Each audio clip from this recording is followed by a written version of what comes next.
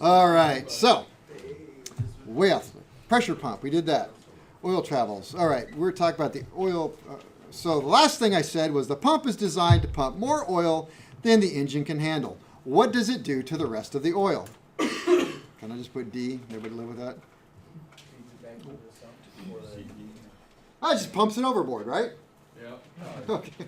No, go ahead. It goes back into the oil tank. It's got to go back into the oil tank. Exactly. And how does it get there? What makes it go there? All right, so we have oil bypass, oil bypass is something different. So oil pressure, P-R-E-S-S-U-R, oil pressure relief valve. In a dry sump, does it just go back to the scavenge pump? No, it's still going to go straight down just go into the dry sump. It's like anything else. And then let the scavenge pump pick it up. So, in a way. One of the things that I don't love about some of the way we talk about things in aviation is, since you made me think of it, is returns to the inlet side of the pump. So you're going to see this a lot of things, like what happens to excess oil? It is returned to the inlet side of the pump. Okay, well, when you say that to somebody, doesn't that conjure up an image of a pipe that goes right around to the very inlet side of the pump? Okay, but in aviation, whenever the phrase is used, return to the inlet side of the pump, it could be a long way around. So I could say that what happens to excess oil? It is returned to the inlet side of the pump. Well, how does that happen? Well, it's going to go through a pressure bypass valve, a ball. It's going to fall down in. It's going to go to the oil sump where it's going to mix with all the other oil. And it's going to get weight until the oil pump sucks it up and it goes up into the inlet side of the pump. So did it really go to the inlet side of the pump? No, it went down to the oil sump. But it's still correct to say return to the inlet side of the pump. I'm like, wow, yes it did, but in a very long way, and it went through a whole lot of places before it got there. So just watch that. That is actually a correct answer in a lot of places. So excess oil is relieved by an oil pressure relief valve. Pressure relief valve. I didn't even realize I wrote this. And routed back to the inlet side of the pump. Guess you're going to get that talk no matter what. All right, inlet side of the pump. And what does your oil pressure relief valve look like on your airplane? Like a marble with a spring. Yeah. My question is where did we start talking about the oil pressure relief valve and where this excess oil, what excess oil? Oil pressure relief. Back before the break, I said The pump is designed to pump more oil than the engine needed, or engine can handle. the pump is designed to pump more oil than the engine needs or can handle. So So the oil is not. if I made up numbers, they wouldn't be right. But if I said that and I'm just making up numbers, these are probably wrong. If I said that the engine needs one gallon a minute, but the pump pumps 2 gallons a minute, what happens to that extra gallon it doesn't need? Okay. It's got to go somewhere. And then I joked, does it go overboard? Yeah, I just pump it overboard, right? All right. So what happens to the excess oil? It is relieved by an oil pressure relief valve, which looks like a little ball, or it is a little ball, on a spring and routed back the inlet side of the pump. All right, important things. This is a relief. This is a relief valve, not a regulator. What is the difference between a relief valve and a regulator? A relief valve opens to let it return to the sump, and a regulator actually regulates how much is allowed to flow. Okay. A relief valve only goes one way. It's only a one-way ticket kind of thing. And a regulator can do a minimum, maximum, keep it in the range. So it can limit or relieve. Okay, I like that. I can't get That was pretty good. I like that.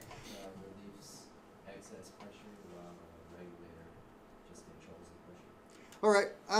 It's a subtle distinction, but let's think about everybody had a chance to use the media blasters, right? And you had a regulator down there that was regulating the air pressure, and it was set for, let's say, 80, right? And so it was just, bam, pegged on 80. So as long as the air compressor was able to put out 80 psi, or at least 80, it was pegged at 80. And if I could get the air pressure, air compressor up to 200 psi, you would still get 80. All right, and it's pretty good at doing that, keeping 80. So if we think about what it is, this ball and spring is, it's just a ball and spring.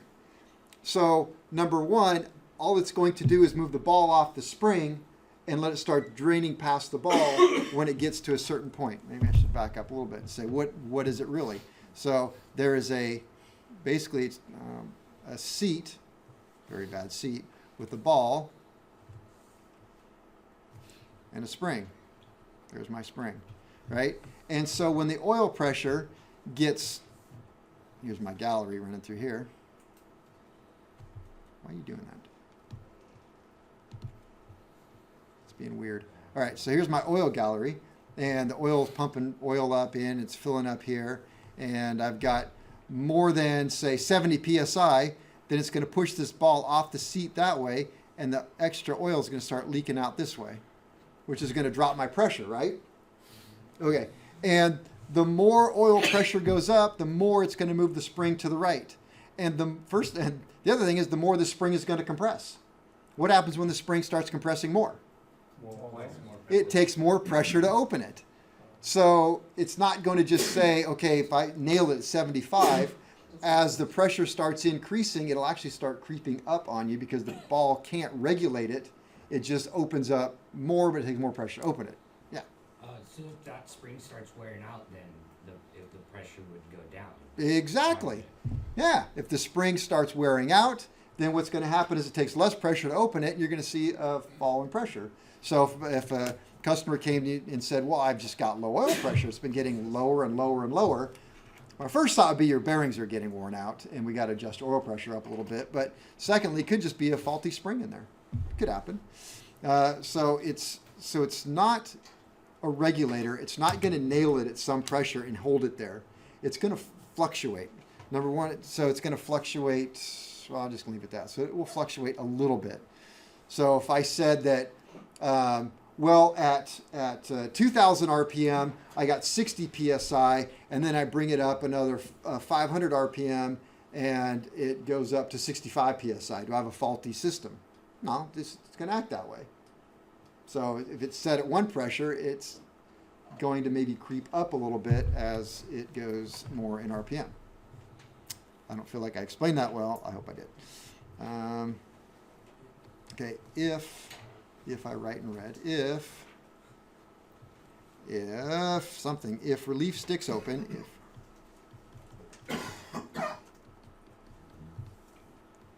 the relief sticks open. All right, so it's off the seat a little bit, and a little piece of gasket or safety wire or something that you left in the engine, a piece of rag, gets stuck in this little seat. What's going to happen?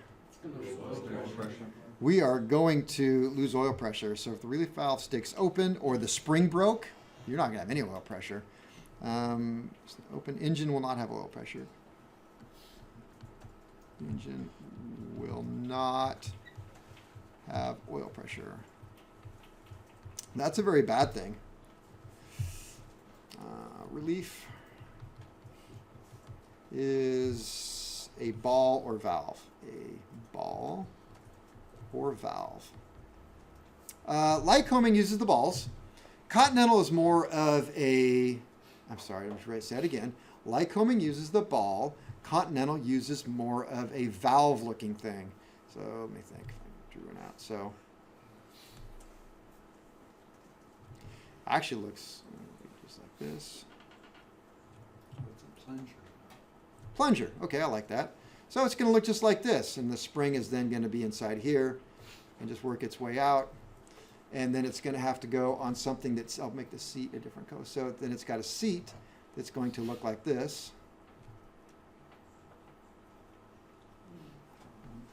Like that. And make finish off my gallery like that. And so now my oil can be blue. And so the oil is going to be in here. And when it gets to certain pressure, it's going to go through here and leak out of here. Now the problem with this, and of course you have to think three-dimensionally, they're round. And three-dimensionally speaking, these seats can get wore out. Not very often, but they get wore out. Just like a valve, a cylinder valve and a cylinder seat doesn't always seat very well. And so you start getting leakage by there. That's a big problem with these things. This is called a Vernotherm valve. I held it up a minute ago. And a Vernotherm valve is like your thermostat in your car. So what happens with this is as it heats up, it grows and it will block off a passage. And as it cools down, it's going to shrink and open up a passage. And so it's got this seat up here that looks just like a seat on a valve. Okay, it's almost the same thing with what I just drew up there. And so this has to sit in a 45-degree seat, and sometimes they don't seat very well. And so what happens is you have to fix that. And I did have some special tools for going in there and refacing them. And but one of the things you can do in the field is if sometimes you get something that goes through there, a piece of safety wire or something, because this red part is the case and it's aluminum, and the plunger is steel. And so the plunger usually doesn't get too damaged, but you can get damage to the seat, the aluminum seat, so you can actually lap them in, just like you would anything else.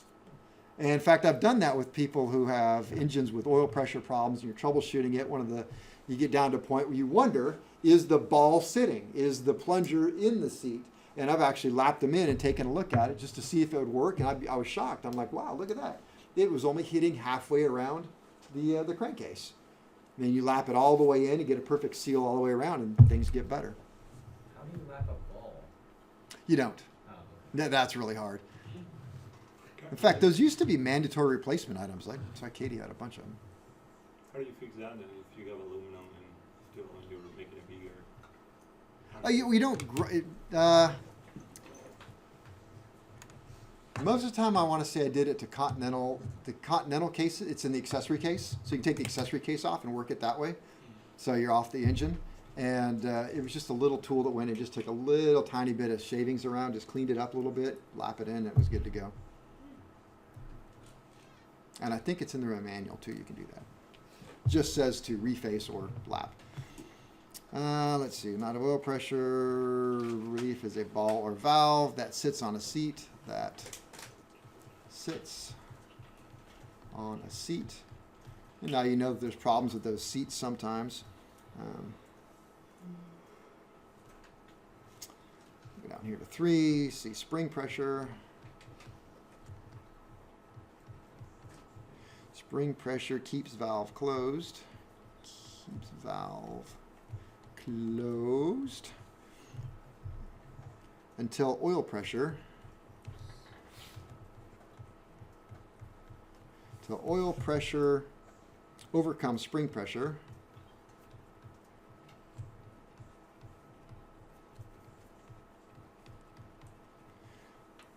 And unseats the valve.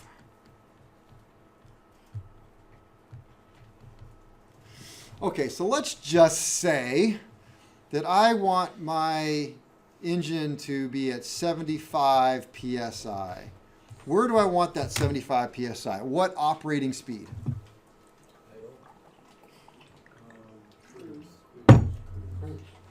Cruise RPM. That's where the engine's going to be most of the time. So cruise RPM. So I adjust this for 75 PSI cruise. Well, how do I adjust it? With shims, okay? So the ones that you have on your 290s, the old style, the shims are literally 1/4-inch washers. Continental is the same thing, 1/4-inch washers. That's what the book calls for. The newer ones actually have a screw, a jam nut, and a screw. You just I love those because you pop the nut off, and you can actually run the engine and screw it in until you get what you want and just lock it. Of course, you got to be careful because the prop's right here, right? But they're much easier. With yours, you make a big mess. Every time you stop it and you undo it, oil comes pouring out everywhere. You got a big mess. You got to try to hot oil, put it in, a new washer, put it on. Okay, that was too many washers. Now take one out. Never fun. But anyway, so I adjust it. And I get it so that I'm running at, well, let's say around 2,500 RPM.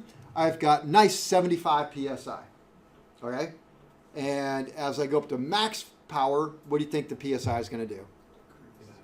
Yeah, it might increase a little bit. I would think it would because the engine's gonna pump a lot more oil. It's got to open the valve more, and as it pushes the valve more, it's gonna tighten the spring up a little bit, so it's not gonna it's not gonna nail its pressure. That's the difference between relief and a regulator.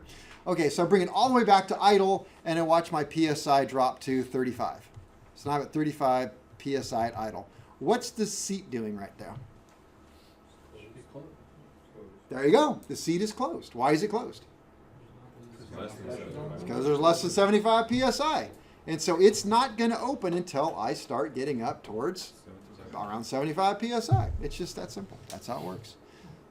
So if you got a question that was something about, okay. So a customer comes to you and says, I've got a problem with my engine. I think that it's broken. Why is it broken? And it's funny, you'll get these things. How long going to play? Long time. I just noticed that whenever I start it up in the morning and I'm idling it, it's at about 45 PSI. Then I do a run up, and when I'm flying it, it's right at 75 PSI. But then I come in and I land, and I idle it, and now it's at 35. Remember, it's at 45 when they, okay? Now it's at 35. I think you need to adjust my oil pressure. Are you going to adjust it? Well, what's the problem? It just got warmer. Okay, right there. The oil temp is different. It was cold in the morning, that's why it's a little higher. Went flying it, now it's warmer, 35. Dust to 10%, 10. All right? And so what would happen? What would happen if you said, okay, yeah, let's do that. And so you pop this thing open and add a stack of washers in there. And the book does tell you you're only allowed to have so many. I want to say it's like 4 or something. You add a stack of washers in there, screw it back together, idle it, and you're still at 35 PSI. The valve's shut, or the relief is shut, so. Right? So what's the problem? Once you get up to max throttle, you're gonna be crazy high. Well, yeah, now it's at 120 PSI because I put all the washers in, but it's still at 35 at idle. Yeah. Do we have a problem? No. No, it was on its seat when she came in. Was it a girl in my story? I don't know. For some reason, in my mind, I was talking to a lady. I don't know why. So,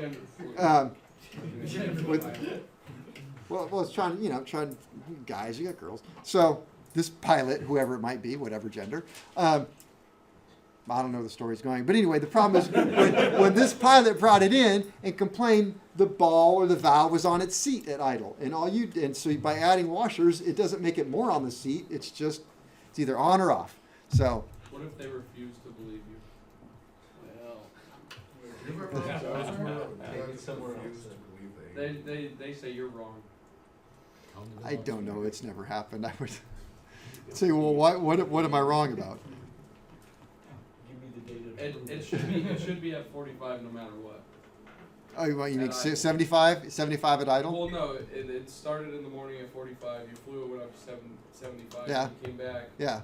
and it's at 35. Yeah. But I think it should be at 45. What do you do then? I'll put gear oil in it. Yeah. No, just explain it. Just explain how you're gonna, I don't know. I've never had that problem. They don't believe you, then I guess it's best to go to a different mechanic. So, oil pressure is adjusted on a hot engine. So I would never adjust oil pressure on an engine that was cold. It would be pointless. You could actually get it set too low. So that is to say that when the engine is cold, high oil pressure is normal. Within reason.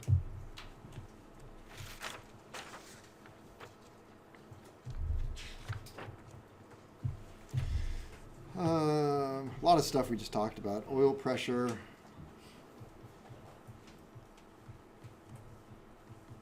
Will be lower at idle. Okay, I remember I had one customer, and he came to me and he said, okay, I have a problem. I have low oil pressure. So when I start it up and I idle it in the morning, it's kind of low. Then I bring it all the way up to full power, and it barely gets into the green. And then I go flying it. When I come back, it is barely recognizable. It is super low. It's like 5 psi. And when I bring it up to full power to check it, it's right outside of the green. It's below the green. What do you do? One beer. Change your oil. Okay, he's telling you he's running Aeroshell 100. It's a horizontally opposed. Heavier oil. That's the highest weight oil that's approved in the manual. Check oil level. Okay, good. Check the oil level. Oil level's full. Oil temp's fine. Wait, so repeat it one more time? So, There's not enough oil you pressure. really think it says not enough oil pressure? You could add a, maybe you could add a Washer? washer. You could add a washer, because if there's not enough oil pressure, wouldn't it be pushing against it and you need it to become open? Thank you. Very good. That's exactly what you should do. So, or it's got the adjustable one. Yeah, And so you say, that's not a problem. I can add a washer. add a washer. I can get a heavier spring. I can adjust it a little bit. Yeah. Okay. And he brings it into you, and you realize the screw is screwed all the way in. He's got the heaviest spring possible, and or all the washers allowed. Now what? What reads the oil pressure? Huh? What is it that reads the oil pressure? Oil pressure gauge? Check the oil pressure. Ah, fine. Somebody check the oil pressure gauge. Okay. Oil pressure gauge is good. But you're right. I hadn't thought of that. Check the oil pressure gauge. What is probably the problem? It's leaking. A what? Leaking. I like this. What's it leaking? Air, oil.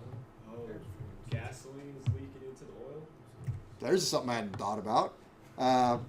It's Probably not likely, but that's a good thought. Depending on the engine, it could be if it had an oil dilution system. That's a really good thought. This was on a Mooney, and so it didn't have that. Thankfully, because I wouldn't have thought of that. It's sucking more air than oil. Okay, it could be sucking more. Where's my air leaks? Your suction tube. Okay, so we run it up. He takes it for flight, brings it back. I pull the dipstick. It looks very normal. It's not aerated at all. I don't know if Well, it was a good thought, though. I love this. You guys are thinking of things I didn't even think of. That's why we're doing this. Could be user error, pilot error, could just be reading his gauge wrong at this point. It's a Mooney. He's a smart guy. He's not a 150 pilot. Wait, the pressure's low, you say? Or Pressure's low. It clears It's it. balanced? It's kind of low when he starts it. It's barely into the green, and then when the oil gets warm, it's out of the green. Green meaning the normal pressure No, out. no. Like over green, you mean? Under. Go under green. Under green. Like, So It's a one bar- constant low oil pressure problem across the board. Got some good thoughts here. Oil pumps, oil pump? Oil pump is worn. Low blood That's a good one. Oil pump is worn. What else could be worn? bearings. Bearings. So you get to a point where you've adjusted it, you've checked the calibration of the gauge, you've checked for air, you've done all this stuff. You've got, what about what? Balls. Ball seating, okay, you get to check that one. That's a really good one. So you've done all of these things, but you get to a point where you have to end up saying the bad news.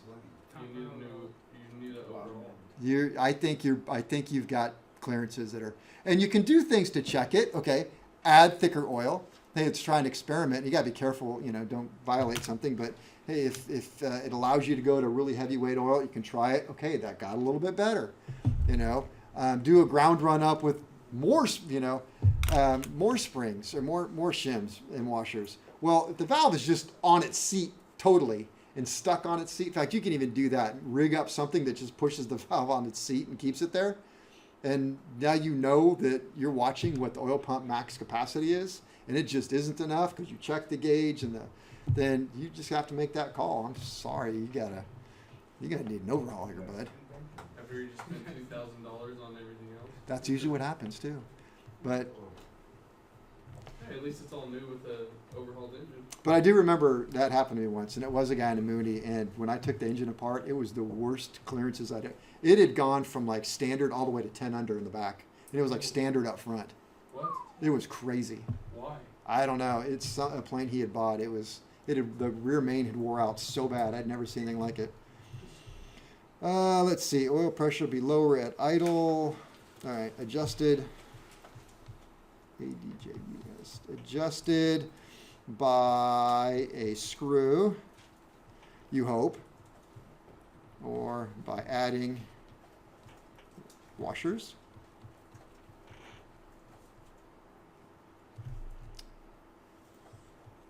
I'll put underspring. Just makes the spring more tensiony. I was going to say springy, but there is a max number of washers allowed. If you go past the maximum allowed number of washers, Lycoming says, well, just get a heavier spring. Troubleshooting.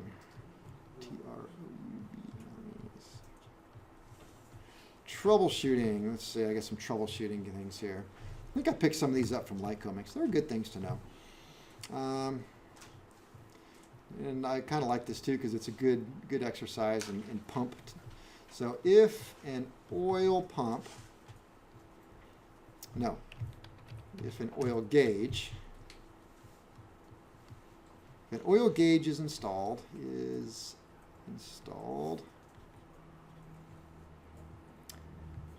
at the pump,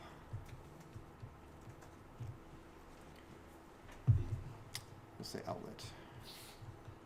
Okay, the oil pump gauge in Lycoming is not at the oil pump outlet. You are not measuring the oil pump pressure at the outlet, because if you were, then it would be a little bit higher than you want it to be. Outlet but it's very close to it. It goes up through, I think it's right before the relief valve. At the pump outlet and at end of last gallery. End of last gallery. What do I mean by that? Farthest gallery away. Okay, so remember, in most all engines except for the 290, the oil comes up and it goes, we'll take yours, it goes up, it goes to the right, I believe.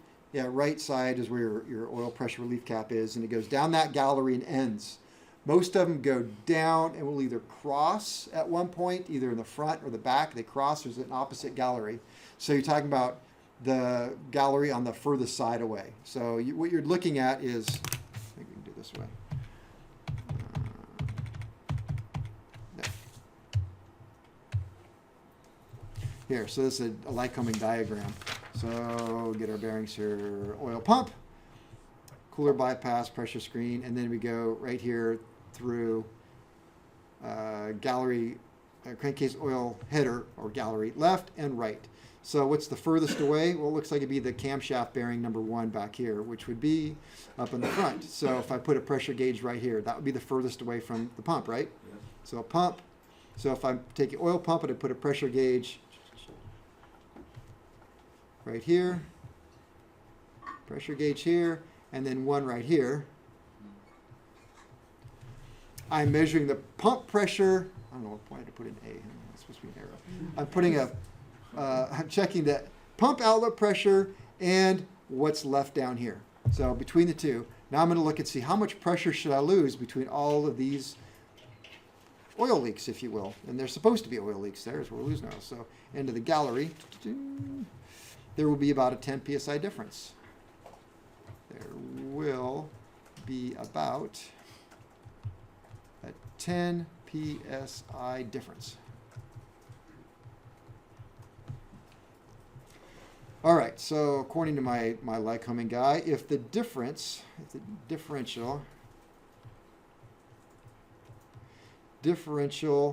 between the two is too high, in other words, you have 15, 20 degree drop between the two. What does that mean? Okay, it means you have an open somewhere. Well, what's an open? Leak. Well, what's a leak?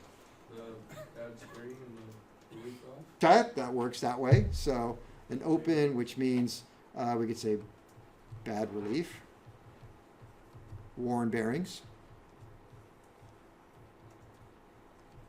stuff like that. got big holes in places. And if the differential is too low, differential is too low, then what do we have? It's a blockage. A blockage would be bad. It means oil's not getting through to somewhere. So part of the engine may be completely blocked solid. What could block an engine gallery solid? Sludge is a good one. I've never seen that. That's what I was thinking. Walnut shells, plastic shells, a rag. Your 10mm socket, but we don't use metal. I know.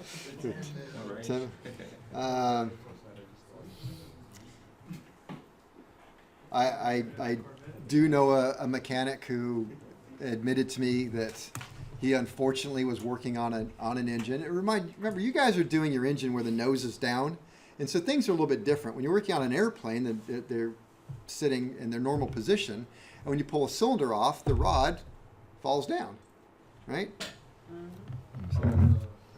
So the rod falls down on the opening of the cylinder opening, and you damage that, you're going to get an oil leak. Plus, you put stress risers in the connecting rod, and that's all bad. So a good mechanic protects that, and so he did just that. He wrapped a rag around it,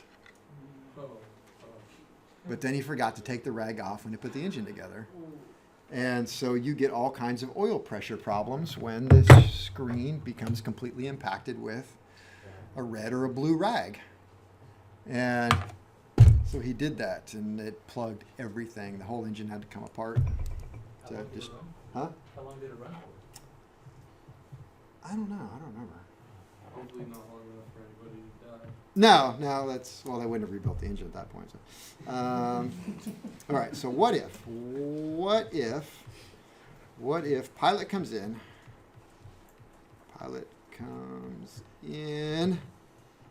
and reports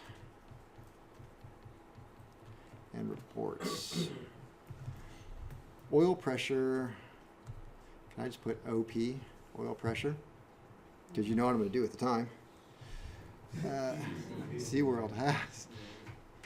I'm gonna miss you guys. Has been fine. One of these days I'm going to say that in the class. Just go, we don't know what you're talking about. 4 years. 4 years, but suddenly, all of a sudden, is 10 psi too low. And let me tell you, a lot of these aircraft owners, you can make fun of them. They know their airplanes, and they know them well. They know every squeak, noise, feel, gauge. Boy, I had made a decent living one summer off one client who just insisted that, and his twin, that every single needle off both engines were in the exact same spot, with the handles in the exact same spot at all times. And if it wasn't, it was back in my shop. And it wasn't something that we did wrong. It was a brand new Baron. It was just he insisted on it. And so anytime that even something was the slightest bit out of range, and we were back in there adjusting something to the gnat's ass till it was perfect. So these guys know their airplanes. Yeah, I spent a lot of hours on that plane. Anyway, so what happens? Pilot comes in and reports oil pressure been fine for years, and suddenly 10 psi too low. What are you going to do? Check a worn spring. Well, that's what's Check a worn spring? That's kind of hard because, you got to take it out, put a little spring tester, and, I don't know. Ask them what the oil pressure was before it went down. Well, I tell you, I don't have the numbers, but it just was here. Now it's 10 low. Is there any recent work been done? No work been done. It was just flying it around. I like that, though. That was a good question. You guys didn't catch the bait. When was the last time we changed your oil? I love that. Okay, that's good. That's good, too. So you're asking questions. What is the wrong thing to do? Assume. What can you do if it's just 10 psi low? I mean, you could just install another washer. Just walk out there and adjust the screw, add a washer, you're done, right? 10 psi high. Okay, so that's the thing, and that I want you to still don't just adjust. So answer. Don't Adjust. Didn't realize how stupid that sounded. Find out why. Find out why. Lycoming is, at least I remember this case in the engines. I love this saying. Engines will whisper before they scream. Would be great on a business card resume. No one. You'll do that. Where's the whole class? Really, there's nothing worse than that nagging little thing in the back of your head when you're going out to just adjust something, and you're like, maybe I should ask more questions, or is this a sign of something or a symptom? No, probably not. And then a week later, something happens. You're like, I had the opportunity to catch it, and you didn't. Well, it never happened to me. It's always that nagging thing, and it keep you awake at night too. It's like, oh, maybe I should have checked that, but always find out why. It's not that often that you're out there adjusting these things. It doesn't make sense at all if it's a sudden thing. It makes sense if somebody comes in for an annual inspection. You say something like, well, how's it running? Anything I need to know? Yeah, the oil pressure's been reading a little bit lower. Well, tell me about that. Well, I've been flying this thing for a long time, and I've noticed over the last couple of years it's just a little lower and a little lower and a little lower. What is that? Wear. That's normal wear, probably. It's not a problem. Check what weight oil they're using, and make sure everything is looking good, and is the oil temps right, and all that stuff. Hey, if I open up the cowling and the baffle is all eaten up and there's no cooling possible, and they've got the oil cooler taped up for some reason, or a bird's nest sitting there, I'm like, well, okay, I think I got some problems here. So I'm going to fix that before I just head on to adjusting screws and valves there. All right. You said that typically you're not adjusting the valves, though. Like the relief valves. Like That's not my first thing. I'm not going to just jump at that every time. Well, I'm just going to bump up the pressure. I want to know why. I don't know why it's doing that. It's got to make sense. Like it's a trend. You're always looking for trends. Sudden things are bad. Gosh, I wish I would have taken a picture of this or kept it. But I kept this. I hardly remember the story. I just remember in my shop there was a crankshaft of a radial engine that was blue as blue can be and twisted, and the metal was flaking off of it. yeah, that's cool. And it was an engine I had just worked on. And it wasn't cool, except it wasn't my fault. But somebody, I don't even remember what kind of engine it was. It was a small radial engine, I think a Kinner. I'll say it's a Kinner. And I did the top end on it. So they brought it in and wanted me to do the top overhaul on it. And so I rebuilt the cylinders for it. And I either put them on or gave them to somebody else to put on. And they ended up doing, which I couldn't believe. I went up, they called me up and said, hey, the engine quit in flight. And I'm like, okay. We're at this airport. And I get to this airport. I mean, it is in the mountains, in the middle of nowhere. And I'm like, how did you find this airport? It was incredible that they landed there. Engine wouldn't move at all. So we took it off, took it apart, took it down, the shop and disassembled it. And it was just this twisted hunk of metal inside. But it was too much power for the lower end at that point. The engine was so tired, and the cylinders were so powerful up top that it actually spun a bearing in it, which blocked an oil hole, which then starved it in oil, and so it was just too much for it. But don't know what that had to do with anything. But I just but all night I've been talking to you guys, keep seeing that crankshaft sitting there going, yeah, they'll kind of scream at you, but they'll whisper before they scream. How come it was only a top end overhaul? People do that. They're like, So yeah, that I've was got, customer request. but yeah. It was not a plane I was normally had worked on or anything. So are you not liable for that? I did my job perfectly fine. It was somebody else's choice to bolt these cylinders on an end, on a bottom end that was old and tired. Well, you're like, you just need a bottom end now. Your top end's fine. Yeah, Not anymore. I knew I had customers who did that. That was their philosophy. It's like they could never afford a complete overhaul. So like every 20 years they would do the top, and the next time they do the bottom, then the top. They never did a full overhaul at once. What did you ask? When was the last time that they did the bottom? Radial engines, time between overhauls really short anyway.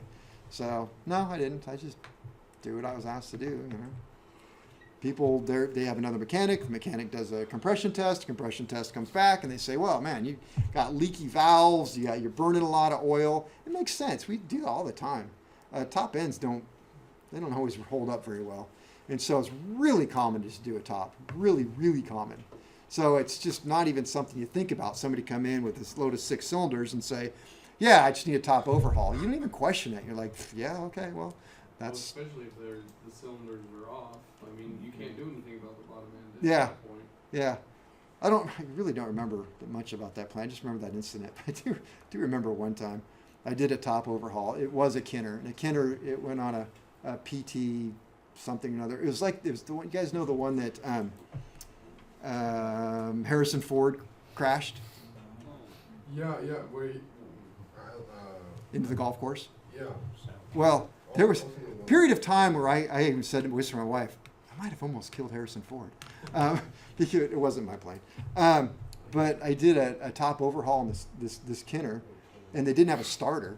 And so my boss, who's just the hand starting guru, so I'd done the whole thing. I put it all together, and we had to test run it. And so my boss out there trying to hand start, and it wouldn't start. And so finally the owner shows up. He's like, "What are you doing?" "Well, we're trying to get it started." "Well, let me tell you how to do it." Let me tell you, owners know how to hand prop. I mean, they have you have to push the right rotor pedal. It makes no sense sometimes, but they know. You do this, pull that lever, prime it twice, ignition to the right only, now go to the left, now back to both. Okay, get ready. And I'm doing all these things. He goes, "Ready?" I'm like, "Ready." He goes, pulls the prop through, goes, whap, and it takes off. And this thing instantly went to, because I had the throttle already told me, to like 2,000 RPM. And I could not see the guy anywhere. He was gone. I thought I killed him. And I'm like, but now I can't turn the engine off because nobody can get it started. It was forever and a day that he finally kind of like walked around. I don't know where the hell he went. But I thought I killed him for the longest time. Wait, so what happened? He was fine, but I thought I killed him. It ran fine, it worked fine, everything was fine. It's just, it was hilarious. Where'd he go?